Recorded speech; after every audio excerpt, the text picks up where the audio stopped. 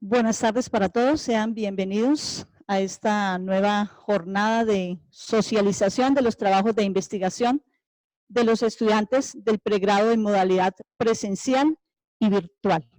Este año el Señor nos ha bendecido con un gran ramillete de estudiantes que terminan esos trabajos de investigación. Queremos en este momento entonces orar presentando esta jornada y pidiéndole al Señor sabiduría, tranquilidad también para ellos. Voy a pedirles que por favor apaguen sus celulares o los coloquen en modo silencio, y también a quienes están llegando, vamos a estar firmando la asistencia. Tenemos dos formularios, uno titulado Comunidad, donde firmamos a aquellos que estamos vinculados con la institución, ya sea como estudiantes, administrativos o para que ustedes sus datos para contactarle para otros eventos. Vamos entonces así a dar inicio a esta jornada y les invito a que me acompañen en oración. Señor, te damos gracias por este día. Gracias, Señor, porque hoy vemos cómo tú has guiado a cada uno de estos estudiantes y a sus asesores allí apoyándoles en sus trabajos de investigación. Gracias porque hoy vamos a escuchar los resultados de este esfuerzo que ellos han hecho, y esfuerzo que se ve, Señor, en la preocupación por las situaciones que vive la iglesia. Señor, pedimos tu bendición para cada uno de ellos, pedimos que tú seas controlando sus nervios y que tú, Señor, nos permitas gozarnos en esta jornada académica de investigación. Pedimos tu bendición y tu dirección en este momento, Señor. La venida que nos verán a través de Zoom. Entonces quiero invitar al doctor Milton Acosta, director del Grupo de Investigación Biblia y Teología, quien nos va a dar una breve información sobre el grupo y presentará a sus dos dirigidos en esta tarde. Gracias. Muy buenas tardes. En vista de que tenemos un número nutrido de estudiantes, vamos a ser breves en esta presentación. Simplemente quisiera decir unas palabras cortas sobre en qué consiste el grupo de Biblia y Teología. Luego haré la presentación de los dos estudiantes que hicieron investigación conmigo. El propósito del grupo Biblia y Teología es interpretar textos bíblicos del Antiguo y del Nuevo Testamento a la luz del mundo de la Biblia, en la literatura y cosmovisión, para elaborar una síntesis teológica que nos ayude a entender su relevancia para nuestro contexto local, nacional e internacional. La investigación de textos del Antiguo y Nuevo Testamentos y la elaboración teológica que se hace a partir de ellos y en diálogo con la historia de la interpretación y de la teología parten de una premisa fundamental. Creemos que por medio de estos textos Dios edifica y envía a su pueblo para responder a temas actuales desde el plano eclesial, social, político, económico y demás. Los textos sagrados de la Biblia pueden aportar soluciones concretas a los problemas de nuestro país a partir de las comunidades eclesiales liderados por agentes pastorales formados en la investigación e interpretación académica de estos textos. Prima el diálogo interdisciplinar como acercamiento a la construcción de verdades cuyas complejidades solo es posible develarlas desde el abordaje multisectorial y multidisciplinar. El discurso teológico tiene un rol integrador. Como discurso que surge y se nutre de la palabra del Dios Trino, la teología busca entender e integrar lo mejor de otros saberes para describir, interpretar y responder a la realidad que nos rodea con una proclamación integral de la obra redentora de Dios en Jesucristo por medio del Espíritu Santo. Partiendo de nuestra base confesional, dicha respuesta puede tomar dos formas interrelacionadas: la celebración de manifestaciones de la belleza, bondad y verdad del reino de Dios, o la búsqueda de soluciones integrales a los grandes problemas que aquejan a la sociedad contemporánea. sobre el grupo de Biblia y Teología es mucho más extensa de lo que yo he leído aquí. Así que los invito a quienes tengan interés en saber más, sobre todo los estudiantes, que se acerquen o se dirijan a la página web del seminario. En la parte de investigación está el documento completo. Bueno, tengo el gusto ahora de presentar a dos investigadores que trabajaron conmigo y con uno de ellos comprobaremos que los estudiantes virtuales sí existen, que si bien son inteligentes, no estamos trabajando con inteligencia artificial. Este es el caso de Victoria González, que ha investigado un tema que es la investigación bíblica y para los cristianos se constituye a veces como una especie de piedra en el zapato. La violencia en el Antiguo Testamento. ¿Cómo interpretamos nosotros la violencia de manera que no tenga un carácter imperialista, que no tenga un carácter destructivo, sino que contribuya a la formación de la identidad y la misión del pueblo de Dios de una manera más bien constructiva? Entonces, Victoria ha tenido la valentía de investigar este tema a la luz de teólogos actuales y de otros tiempos que también han luchado con esta pregunta para ver cuáles respuestas sí ayudan, cuáles respuestas complican pronto más la situación, qué tipo estas de verdad contribuyen, como dice en el Nuevo Testamento, para la edificación de la iglesia. Yo espero que esta contribución que hace Victoria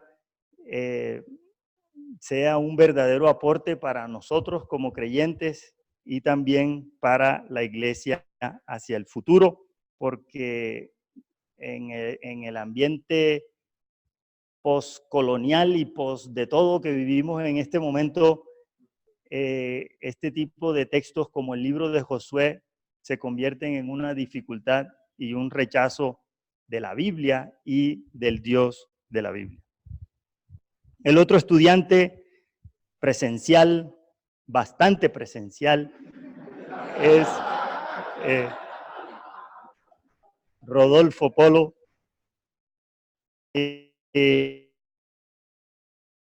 Hay un tema de mucha actualidad también y muy importante para nosotros como cristianos evangélicos aquí en Colombia.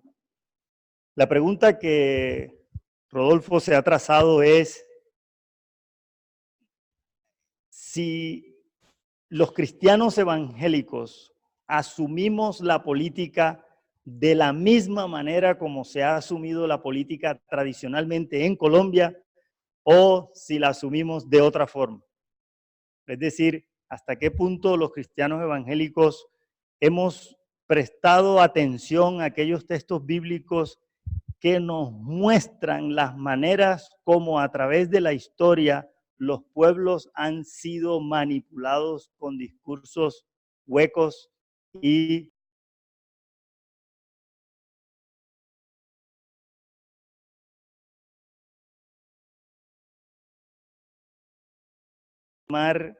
si sí o si no el populismo ha permeado las iglesias evangélicas en Colombia. Este es un tema muy importante para nosotros, dado que tenemos que reconocer los cristianos evangélicos que en temas de política nosotros estamos en pañales. ¿Sí? Es decir, nos hace falta la elaboración de una doctrina, de un discurso sobre estos temas desde una perspectiva teológica, y me parece que el trabajo de Rodolfo nos invita a reflexionar sobre eso y hacernos unos cuestionamientos y unos aportes específicos sobre esos temas. Entonces espero que disfruten estas presentaciones y las demás también, de las cuales más adelante conoceremos los detalles.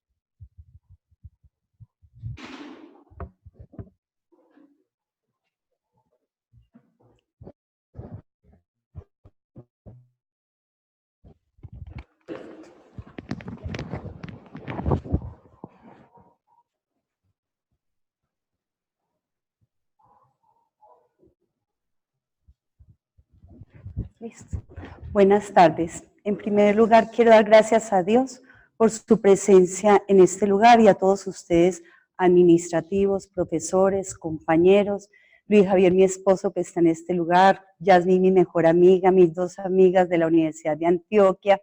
A todos, muchas gracias por estar acá, al profesor Milton Acosta por sus valiosos aportes a la investigación y por ese acompañamiento durante este año. La investigación que les voy a presentar es sobre el análisis de la retórica de guerra en el libro de Josué, una respuesta a los cuestionamientos éticos planteados por la lectura postcolonial actual. La presentación la haré rápidamente en áreas del tiempo, voy a desarrollarla entre el bloque, voy a presentar el problema de la investigación, el propósito, la pregunta que direccionó la investigación y el objetivo general. Luego pasaré al abordaje teórico-metodológico con el tipo de investigación, el enfoque y el método, y por último los resultados que fueron agrupados en 3 grandes categorías: principios éticos transferibles, respuesta a los cuestionamientos éticos, interpretación para la Iglesia del siglo XXI. Estos hallazgos permitieron concluir dentro de las limitaciones de la investigación, obviamente, que el análisis de la retórica de guerra en el libro de Josué responde a los cuestionamientos éticos planteados por la lectura postcolonial actual. Doy comienzo entonces con el problema. El libro de Josué es un libro histórico del Antiguo Testamento que narra de manera muy conflictiva la conquista de Canaán por parte del pueblo de Israel. Sus relatos de guerra han asociado temas como la violencia divina, el exterminio de los indígenas, nación étnica, asuntos que han desatado esos cuestionamientos éticos por la lectura postcolonial actual. Adicionalmente, estos cuestionamientos éticos han desplazado la lectura del libro de Josué de su base teológica y en el afán de estar haciendo reconstrucciones históricas para saber si realmente ocurrió o no ocurrió la conquista, ha dejado de lado la base teológica que subyace el texto. Es por esto que el propósito de la investigación fue precisamente esa, la reflexión teológica de lo que significó la identidad israelita en un contexto de límites circunscritos en tierra, religión y etnia, expresada en términos de retórica de guerra. Este propósito nos llevó a preguntarnos durante toda la investigación de qué manera y hasta qué punto el análisis de la retórica de guerra en el libro de Josué puede mitigar estos cuestionamientos planteados al libro de Josué. Ese es el objetivo general y fue analizar la retórica de guerra en el libro de Josué para hablar en su dispositivo esos conceptos teológicos que nos iban a permitir confrontar estos cuestionamientos. En trató de una investigación documental, el enfoque fue un enfoque crítico que aborda el análisis histórico y la teoría. Un enfoque ha sido empleado por varios investigadores en los últimos tiempos que han querido abordar la interpretación de la Biblia, digámoslo más bien en los textos violentos, pero no de una manera sencilla, sino teniendo en cuenta la gran cantidad de perspectivas éticas que presenta la Biblia. Los principales autores entonces son Eric Seiber, Giron Chris, Gregory Boyd, Daniel Hauck, los 3 primeros trabajando asuntos similares porque tratan de buscar dentro de los hallazgos históricos elementos que permitan explicar asuntos claves dentro de la fe y de la manera más cercana posible. Seiber considera que el carácter del Dios revelado en el Nuevo Testamento en Jesucristo no coincide con la imagen violenta de Dios del Antiguo Testamento. Los retos eran ficticios. Por su parte, Chris considera que si bien la Biblia apunta a Jesucristo, no podemos olvidar que es autoritativa para la Iglesia. Por ello, él considera que estos conceptos tienen un sentido figurado. Y Boyd, por su parte, considera que son hechos históricos porque el hecho de que tengamos la palabra de Dios como autoritativa para la Iglesia y el Dios violento del Antiguo Testamento no puede coincidir con el Nuevo, él considera que son hechos históricos, pero que han recibido como, ustedes me van a excusar, pero yo tengo un problema en la garganta y si yo no hago agua se me plega y no puedo continuar. Ay, gracias, Floral. Voy por su parte, entonces, considera que estos hechos sí fueron históricos, pero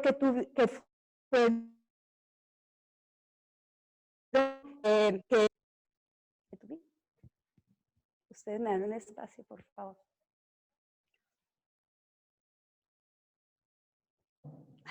Gracias. Considera que fueron hechos históricos, que la voluntad de Dios fue distorsionada por asuntos culturales y la mente caída de los seres humanos. Esto preocupa enormemente a Howe, diciendo, ¿cómo vamos a poder pretender que la Biblia va a tener conceptos distorsionados por la mente cuando la voluntad de Dios es precisa? Querer pensar que la voluntad de Dios fue distorsionada por la mente de los seres humanos sería poner en tela de juicio la base de la autoridad mosaica. ¿Qué diríamos entonces en el Pentateuco, donde vemos claramente que Dios habla directamente a través de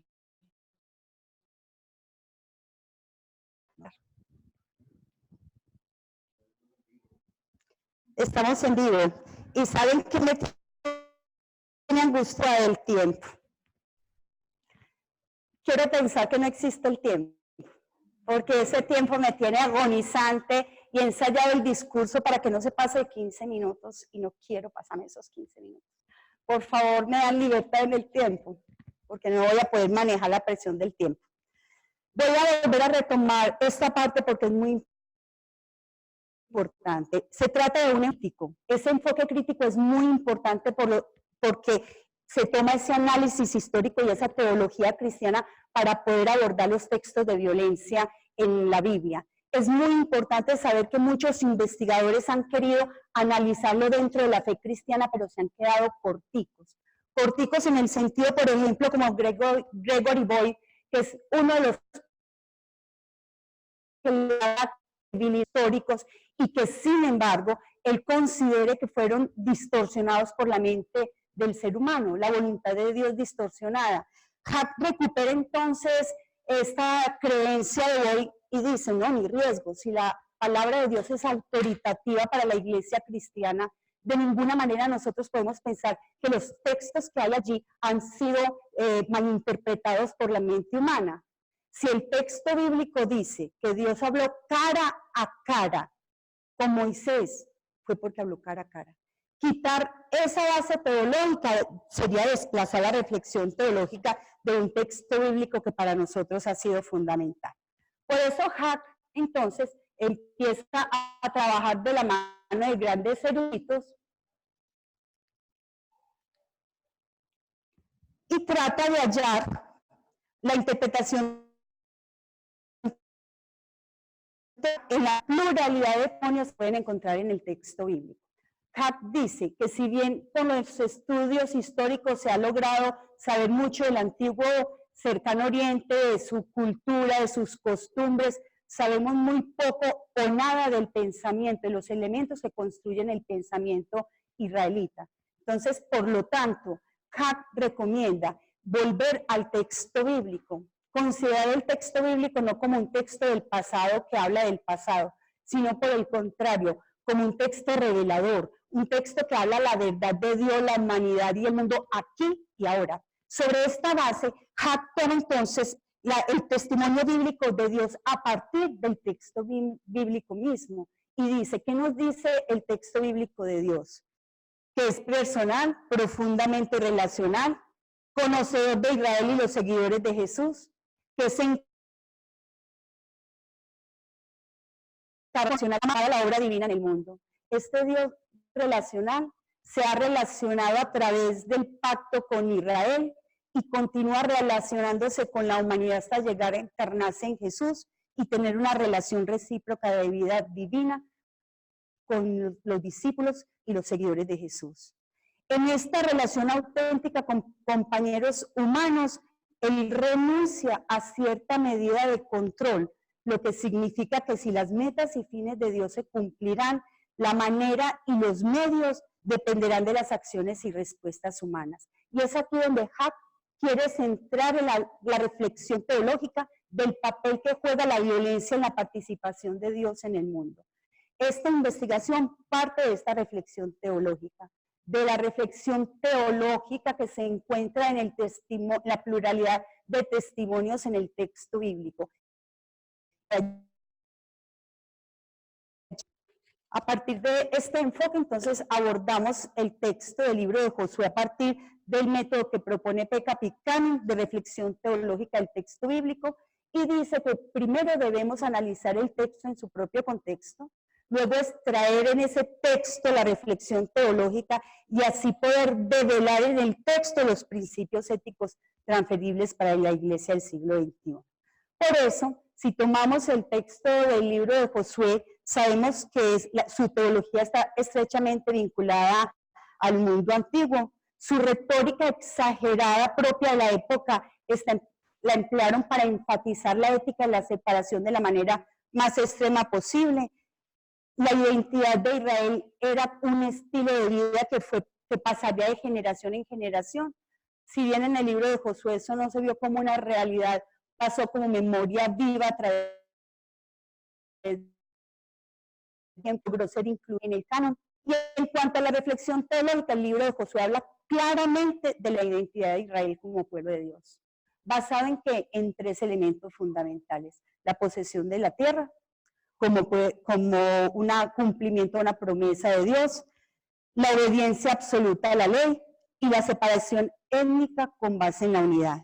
Estos tres elementos fueron expuestos en el libro a través de dispositivos retóricos, y es a través de esos dispositivos retóricos que vamos a develar los principios éticos transferibles.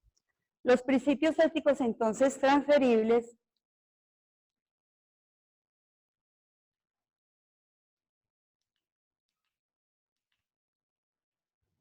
a partir de los dispositivos retóricos tenemos, el primer dispositivo retórico hallado en el libro de Josué es la eliminación completa de los cananeos. De ninguna manera orden de eliminación, sino por el contrario, un principio ético de separación extrema. El dispositivo retórico de prohibición de las prácticas cananeas iba enfocado a la lealtad del pacto y la soberanía de Dios sobre todas las naciones, como ese sentido de unidad bajo una teocracia yahvista. Por lo tanto, se trataba de tener el pueblo de Israel de la manera más extrema, alejado de todos los pueblos, precisamente para conservar su lealtad al pacto y una unidad de obediencia bajo el pacto, la teocracia yahvista. Esto generó, obviamente, cuestionamientos éticos, pero eso tiene que ver con la historia violenta de la iglesia. Nosotros no podemos obviar la época de las cruzadas, de las guerras de la reforma, de la colonización, donde se dio tanto exterminio, dominación, genocidio, imposición, tortura, corrupción. Podrán ahondarse en otra investigación. Lo importante acá es que los principales cuestionamientos fueron prácticamente por ese sentido de alteridad que se devela en la separación extrema, porque consideraban que se veía que no era israelita como si fuera otro inferior desde el punto de vista moral, intelectual y religioso. En cuanto a la lealtad del pacto, fue asumida como una dominación imperial y se vio de todas maneras en la historia el control social y religioso, y la pureza étnica asociada al genocidio fue una de las críticas en cuanto a la unidad. ¿Cuáles serían las respuestas a estos cuestionamientos éticos? El sustento está en Deuteronomio, y de hecho en el mismo libro, en el libro de Josué, se encuentran la transformación e inclusión bajo la soberanía de Dios. No se otros pueblos con una separación extrema de no inclusión. De hecho, tenemos ejemplos como los de Rahab y los gabaonitas, que fueron incluidos en el pueblo de Dios por aceptar la soberanía de Dios. En cuanto a la lealtad al pacto, la supremacía nacional y el poder de Dios se refería no solo a las personas, sino a los reyes y a los principados, tener la absoluta supremacía de Dios como Dios de reyes. El principio ético de la unidad fue cuestionado por la pureza étnica El genocidio fue uno de los asuntos que más marcó la época de la Iglesia en cuanto a la pureza étnica, y el principio deuteronómico que sustenta este principio ético es una sociedad ideal y pura a la que otros buscarán. De estos cuestionamientos éticos y las respuestas dadas a partir de principios éticos sustentados en Deuteronomio del siglo XXI, que los principios éticos que se dieron en la época antigua, en la época de Israel, pasaron a través del tiempo y llegaron hasta la iglesia del siglo XXI, fueron tenidos en cuenta en el canon y siguen siendo los tres principales: la separación extrema, la lealtad al pacto y la unidad social y teológica. Para la iglesia significa apartada para Dios, agente de transformación inclusiva, santificada a partir de principios bíblicos, apartada de prácticas paganas, iglesia ideal y pura que otros seguirán.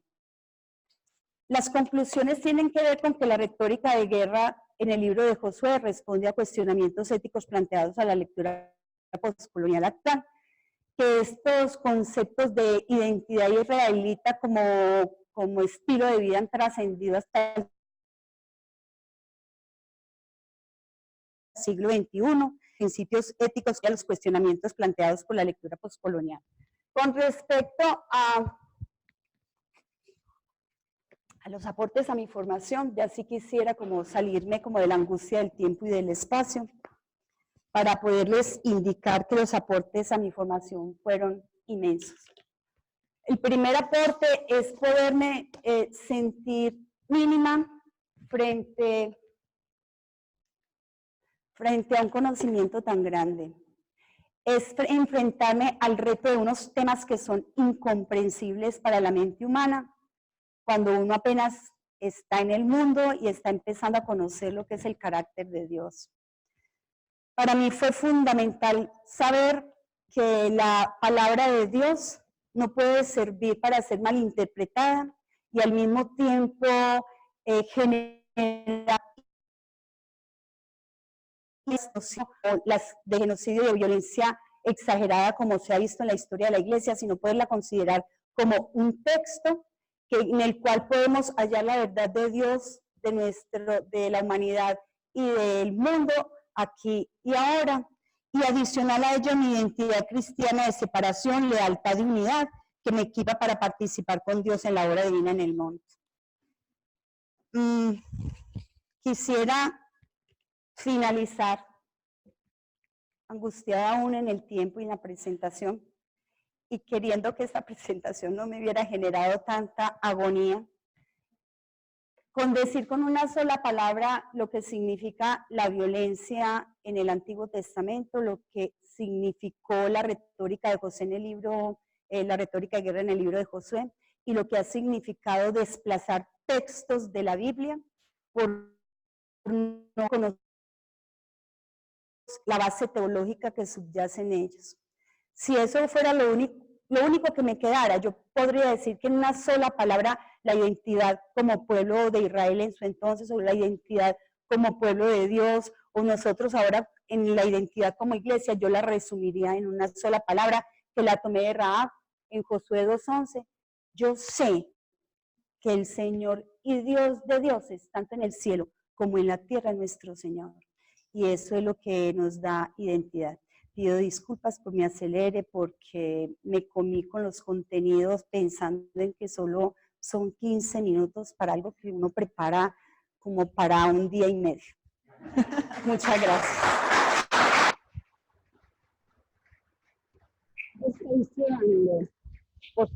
Muchas gracias, Victoria. Como ella dice, son 15 minutos para exponer el trabajo de edición. Entonces, vamos a tener 5 minutos solamente para que ustedes hagan preguntas y Victoria todavía va a estar dispuesta para contestar. Entonces, si usted tiene la pregunta, por favor, me levanta su mano para yo acercarle el micrófono. Ustedes saben que estamos grabando y todo debe quedar en grabación. Entonces, si usted tiene alguna pregunta a este trabajo de investigación, este es el tiempo para hacerlo.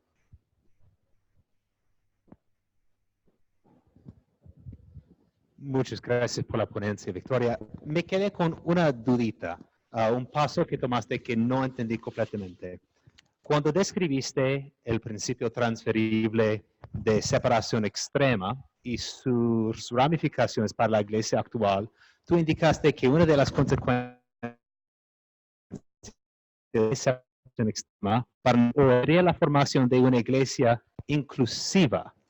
Y esto me parece casi opuesto a lo que el principio de separación extrema indica, por lo menos superficialmente. ¿Podrías desempacar un poquito cómo tomaste ese paso? Claro que sí. Primero, gracias por la pregunta y por la atención que puso a la presentación. Sí, parece como si se contradijera. De hecho, la separación extrema para el pueblo de Israel en su momento generaba ese tipo de cuestionamiento, separación extrema contra los otros pueblos, y de hecho la retórica toma la separación extrema, enfatiza la separación extrema en la totalidad de los tres elementos. Pero no es contradictorio, te voy a explicar por qué. Porque la iglesia habla de una transformación e inclusión. El que se incluye, por ejemplo, como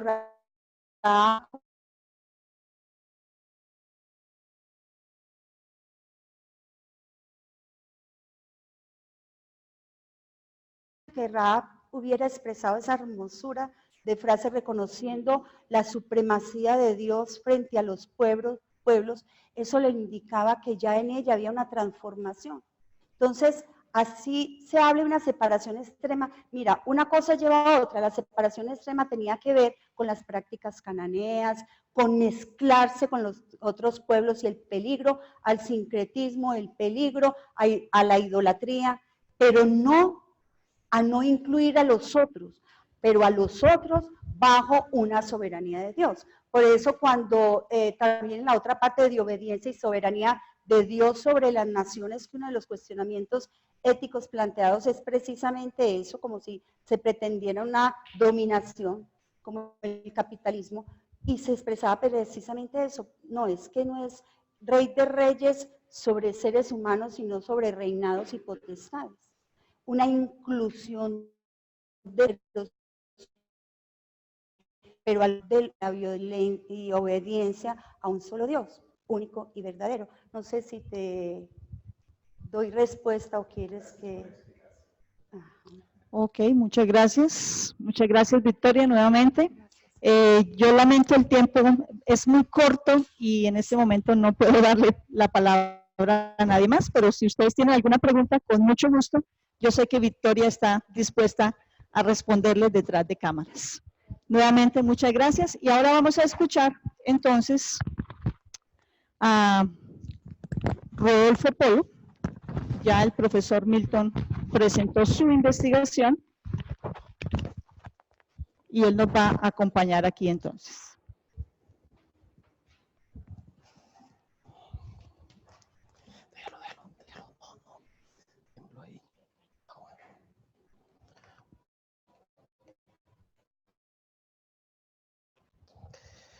Buenas tardes a todos los presentes, gracias por su asistencia, en especial a mi familia, Carita, de la cual espero algún día pueda leer este trabajo también.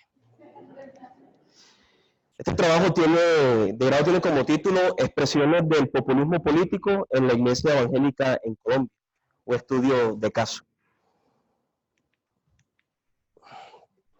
Esta investigación surge para tratar de comprender dos asuntos, por lo menos. El primero, el populismo por doquier, y el segundo está relacionado con los señalamientos y críticas en contra de la participación política de la Iglesia en el plebiscito del año 2016 y las elecciones presidenciales del año 2018. Por lo menos a partir del año 2016 fue muy y todo esto en medio del rifirrafe político donde unos políticos acusaban de populistas a otros políticos. Por eso me dio la tarea de investigar qué es el populismo y quiénes son los populistas. Con ese sentido descubrí que el populismo es un término ampliamente utilizado, pero poco definido. Conocedores del tema han propuesto que el populismo suele emplearse en distintos contextos y ha llegado a convertirse en uno de los términos más polivalentes e imprecisos en ciencia política y coloquialmente suele incluir una carga negativa que complica su caracterización. Entonces, ante la dificultad del término, fue necesario construir una definición y caracterización del mismo en 3 autores. El primero de ellos, Cristóbal Rovira Calguácer, un chileno; el segundo, Casmue, un irlandés; y el tercero, fallecido, Ernesto Laclau. Los 2 primeros, Rovira y Mue, definen el populismo como un discurso o una ideología particular que se basa en una distinción maniquea entre el pueblo puro y la élite corrupta, donde el pueblo es visto como una entidad virtuosa y la élite como la fuente de toda maldad.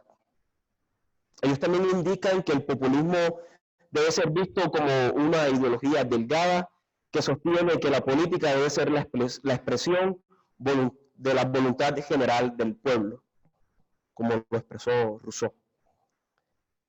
El otro autor, Ernesto Laclau, que el pueblo de un líder carismático, autoritario, con gran oratoria, con un alto grado de nacionalismo, con grandes demandas sociales y un apoyo a la industria nacional. Y usted debe estar haciéndose una imagen en su cabeza. Se sorprenderá más adelante. En cuanto al segundo asunto, relacionado con los señalamientos y críticas en contra de la Iglesia y su participación en política, también en el año 2006 se criticó fuertemente a la Iglesia porque esta supuestamente fue manipulada frente al tema de los acuerdos de La Habana. Menciono supuestamente porque las acusaciones en contra de la Iglesia se construyeron bajo el supuesto de lo observado en redes sociales y de lo que 1 o 2 o 3 apóstoles indicaban que se debía hacer. Entonces fue justo y necesario abrir una ventana para investigar por medio de un fundamento metodológico si esto fue así, pero veremos más adelante. Por todo lo anteriormente mencionado, surge la pregunta de investigación. Algunos cristianos de Sincelejo fueron permeados por discursos populistas en los comicios presidenciales del año 2018, Sincelejo Sucre, en la costa, por eso. Con el objetivo de investigar, para poder identificar si realmente estos cristianos habían sido influenciados o no. Todo esto de ganas de responder si verdaderamente la Iglesia ha caído en las redes de la manipulación y del populismo. El marco de investigación de este proyecto fue realizado bajo una metodología de investigación documental y cuantitativa. Documental porque se investigó y se analizó lo dicho por algunos autores acerca del populismo político. Realizó encuestas a algunos cristianos evangélicos de la zona 1 de la AIC en Sincelejo. La AIC es una denominación de iglesias evangélicas del Caribe, cuya población es indeterminada para efectos de esta investigación. Sin embargo, se utilizó una muestra de 84 personas mayores de edad que hubiesen participado en las elecciones presidenciales del año 2018. Estas personas debían estar ubicadas por lo menos en 5 iglesias entre los estratos socioeconómicos 1, 2 y 3. Es menester indicar que las 84 personas no son una muestra representativa.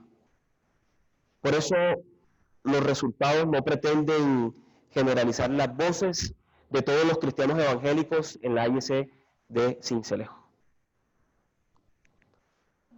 Los resultados de esta investigación cuantitativa se presentaron el gráfico, como ustedes pueden observar, presenta 5 columnas porcentuales definidos así. La primera columna presenta las opciones relacionadas con el populismo político. Es un compilado de otros porcentajes que hablaremos en una gráfica siguiente, un gráfico siguiente. Este 56%, como les dije, representa esas opciones ya compiladas que tratan acerca del populismo político. El resto de las columnas son opciones que no están relacionadas con el populismo político. Cabe mencionar que la encuesta que se realizó a las personas, estas personas no sabían cuáles eran esas opciones relacionadas con el populismo político.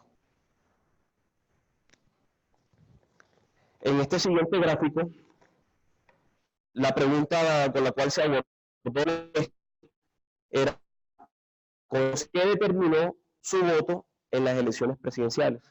Sin interesar por quién votó, o, ¿sí? Sino es qué determinó que usted votara por tal o cual persona. Se presentaron varias opciones, de la cual, como les dije anteriormente, ese 56% de las opciones relacionadas con el populismo se desglosan en estas columnas que están aquí a continuación, con un 36% indicando las manifestaciones que la persona escogió, que había votado por ese candidato por las manifestaciones públicas de la fe en Dios. El rechazo a la ideología de género de parte del candidato que esa persona escogió y la unidad del candidato, su cercanía al pueblo, con el 21%. Y cada una de estas opciones de preguntas se construyó con base en la definición y en la caracterización del populismo que se seleccionó al Estado. A manera de conclusiones, en primer lugar, esta investigación concluye que un porcentaje significativo de los encuestados fueron permeados por los discursos populistas en la ciudad de Sincelejo. Y de esta conclusión surgen por lo menos dos preguntas. La primera es por qué los cristianos encuestados fueron influenciados por los discursos populistas, y la segunda, por qué a Dios le interesa el tema del populismo político.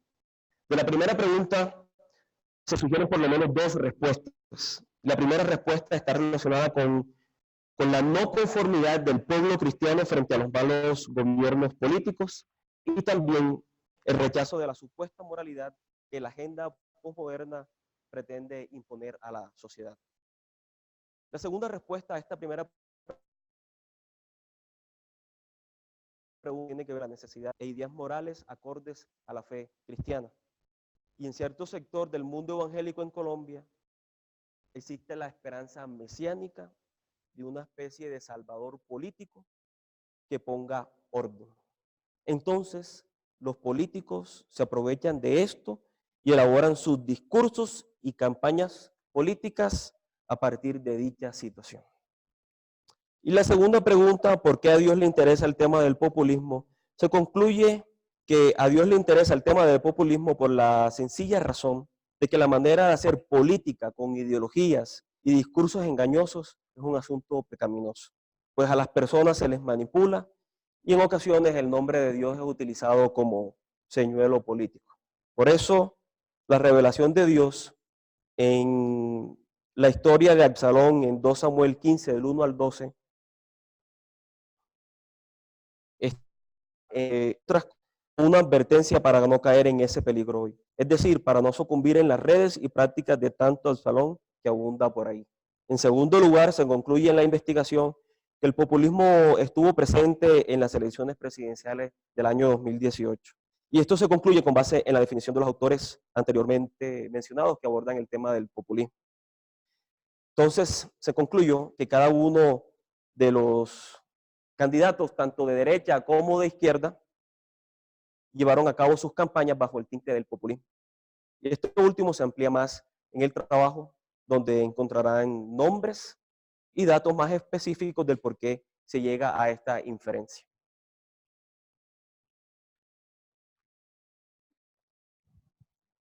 En tercer lugar, se puede concluir que en la historia de Absalón, yo no mencioné que también se utiliza para tratar de identificar si el populismo estaba presente o no en la Biblia. En tercer lugar, se puede concluir que la historia de Absalón en 2 Samuel 15, del 1 al 12, presenta los rasgos de un político populista. No obstante, es preciso mencionar que el término populismo es un término acuñado posterior a la monarquía, pero que a la luz de las definiciones de los autores Karl Wasser, Moody y Laclau, el populismo también está presente en la forma con la que Absalón pretendía asumir el poder en Israel. Esta historia no tiene la intención de legitimar el gobierno y el reinado de David, es decir, colocar a Absalón como malo y a David como bueno, sino que la historia, de esta historia se pueden decir por lo menos dos cosas. Lo primero es que la historia ataca la práctica equivocada con la que Absalón pretendía adjudicarse el reinado en Israel, pues este procuraba tal como Deuteronomio 14 al 20 indica lo que un rey no debe hacer.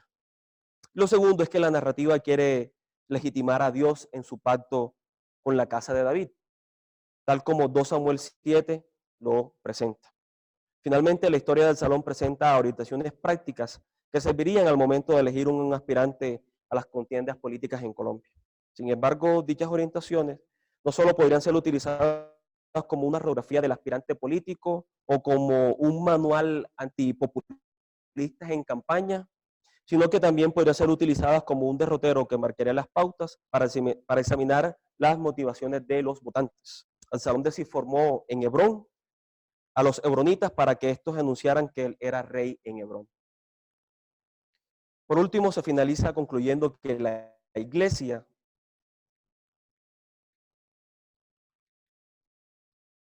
debe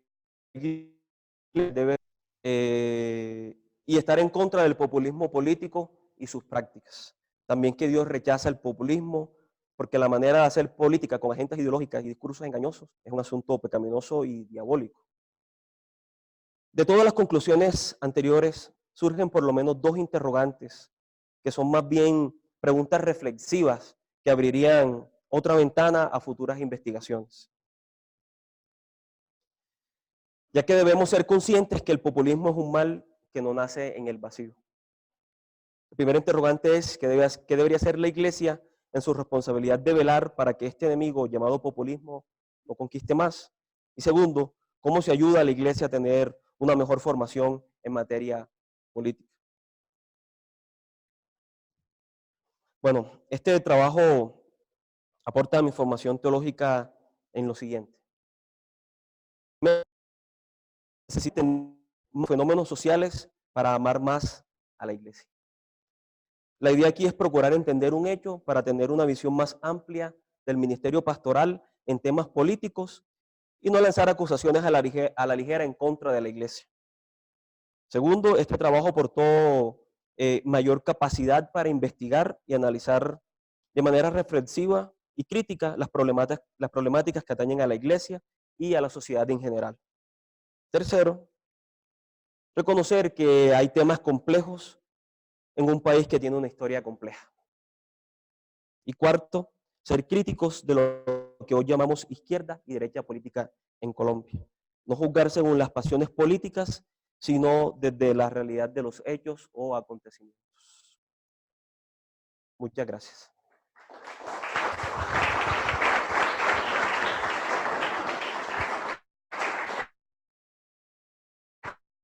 Muchas gracias, Rodolfo. Exposición.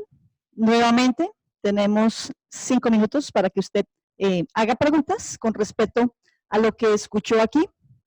Entonces, estamos dispuestos.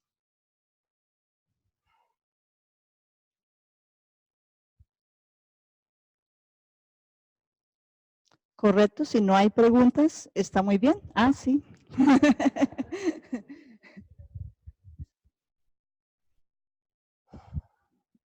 Polo, yo creo que estoy de acuerdo con todo lo que dijiste, pero tratando de ponerme en zapatos de otras personas. ¿Qué tal si un miembro de la población que tú encuestaste y categorizaste como manifestando una tendencia populista dice, esto no es populismo, es meramente el ejercicio de mi conciencia cristiana dentro de un texto? ¿Qué dirías tú? Bueno, si entendí bien la pregunta, yo primero le diría, ¿qué entiendes tú por populismo? sentarnos, tomarnos un café y tratar de explicarle yo qué entiendo por populismo. Porque, como dije, el populismo es un término que en el norte tiene una connotación hacia la derecha, pero en países suramericanos se lo atañen a la izquierda, en Europa hacia la derecha, entonces sería un poco complicado. La base de los tres autores que mencioné es lo que quizás se acerca más un poco a lo que es el populismo en Latinoamérica, donde uno de los autores propone que el populismo lleva cargado un elemento de manipulación, de cercanía al pueblo, de intentar agradarse con el pueblo, políticas que de una u otra manera son falsas, pero que lo importante aquí es tener con votar por mí. Entonces es muy probable que ese político que está utilizando tus miedos, tus luchas, ese miembro de la iglesia encuestado, sea para él construir sus campañas y sacarlos como un tema de populismo.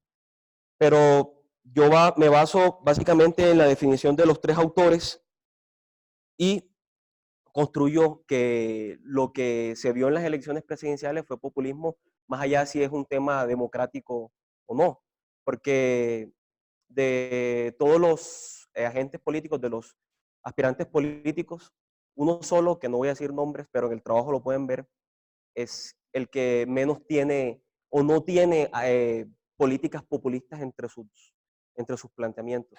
Pero los que más conocemos y que están en la mente de todos son los que sí más se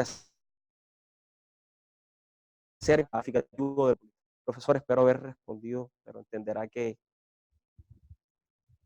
los nervios. Gracias, Rodolfo. Todos aquí están nerviosos. ¿Hay alguna otra pregunta? Sí. Bueno, hay dos preguntas. Voy a hacerla aquí al profesor que está más cerca y vamos a ser breves. Sí, simplemente quería saber, dentro de lo que dijiste de las políticas populistas, ¿ves que esa tendencia en Latinoamérica es tanto de izquierda como en el futuro quizás de derecha, y cómo dentro de tu trabajo sugieres que se educa a la iglesia para que evita una tendencia populista y que se centra sobre otra filosofía política que crees que es más adecuada? Sí. Entonces, es que es bien un intento de derecha, y segundo, ¿cómo educas a la iglesia a no estar ciego a eso? Bueno, profesor, me gusta su pregunta. Muchas gracias por ella. Y precisamente cuando nos acercamos al populismo, dependiendo de dónde nos acerquemos, así vamos a tomar el calificativo. Básicamente, voy a iniciar con lo mismo que le dije al profesor Christopher.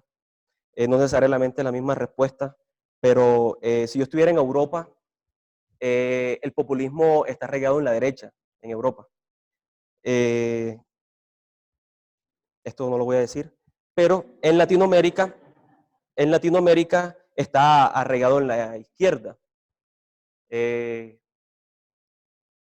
Entonces, de las preguntas, de las opciones que se hicieron,